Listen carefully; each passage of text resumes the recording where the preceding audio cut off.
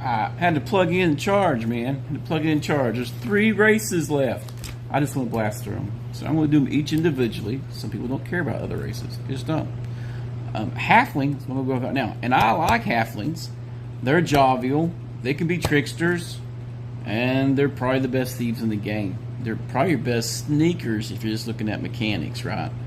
So, he lowered their age limit. They're only a little longer lived than humans, 80 years, which is like half of what AD&D give them, right?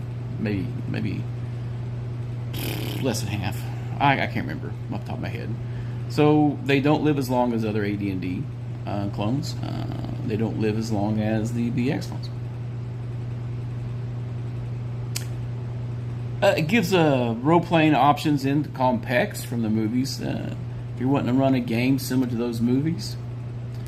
And they are about 3 to 3.5 foot, and they're good with puzzles. I wonder where that comes, riddles and puzzles.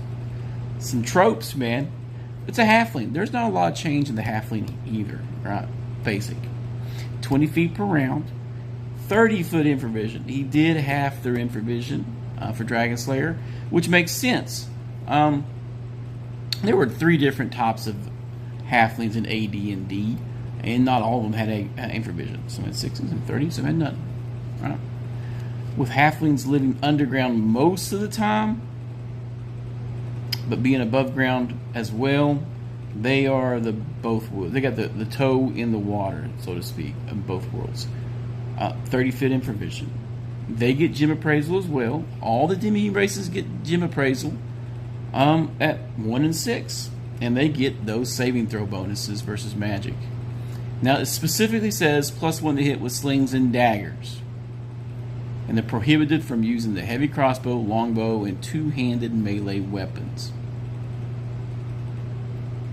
For a while there, in certain editions, you could use their +1 bonus on short bows. With this, it is specifically slings and daggers. Lines it out. Now, the hiding thing is what makes them really good. All halflings can hide. All halflings get a 5 and 6 outdoors to just hide under a bush or whatever, right? And a 2 and 6 in dungeons. Now, you could stack that, in my opinion, with the thief. They have a natural ability, and then they have a thief ability. So when the halfling thief decides to hide, you ain't going to see him. Which makes the halfling fighter thief even better, because that means they're going to be backstabbing more, because they're able to hide. Shadows underground, hiding shadows thief ability, I would allow that to stack. Roll both of them. When your halfling ability doesn't come through, your thief ability does.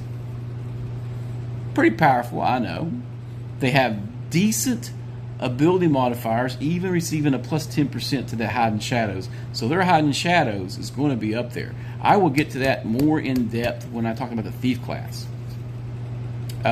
Because each of the demi-human races gets a plus or minus percentage-wise to their thieving skills, just like AD&D did, right? Languages, they start with halfling and common, like the elf. They're more cosmopolitan. They interact with humans more often. They can learn to speak dwarf, elf, gnome, orc, or swool, subject to the intelligence modifier, right, at the first level.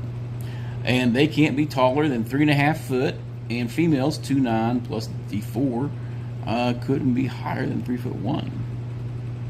And there's a weight roll. We can roll the weight. Height and weight are different for male and females. Oh my gosh! It's the end of the world! Probably should have put that on the stats too. Just saying. But that's all there is to the halflings. It goes over their choice of a mundane life, their choice of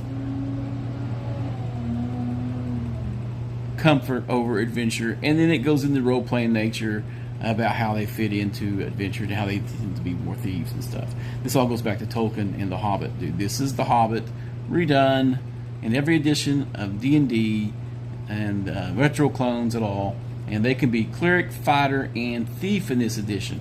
I noticed that they can be one level higher thief than some editions. Fighter 6 is decent. I think even a 6th level fighter is going to have on average a higher base attack bonus than a thief.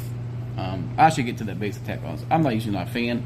THAC0 is always 20 in this game, and you get base attack bonuses as you go up levels. Simple. right? It doesn't change. You're not changing your attack all the time. It's always 20. We just roll a bunch of bonuses on there. People like their bonuses. There's not much to say about halflings. I've always done the pipe weed as a running joke with weed and tobaccos, and anytime there is an option to make a rare recipe for food that gives stat bonuses or minor bonuses in the game, halflings are better at it than everyone else. So they're the best farmers, they're the best cheese makers, anything that's like standard food fare for people in general. They're fun to play. They're not hard to qualify for, and I skipped over that. I apologize. Dex 9, Con 9, very easy to qualify for. -1 strength, +1 dex.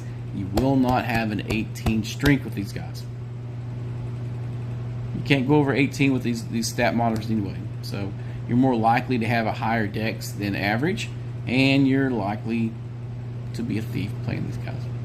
We can be a cleric, fighter, or thief, but odds are everybody's going to gravitate to being the ultimate scout.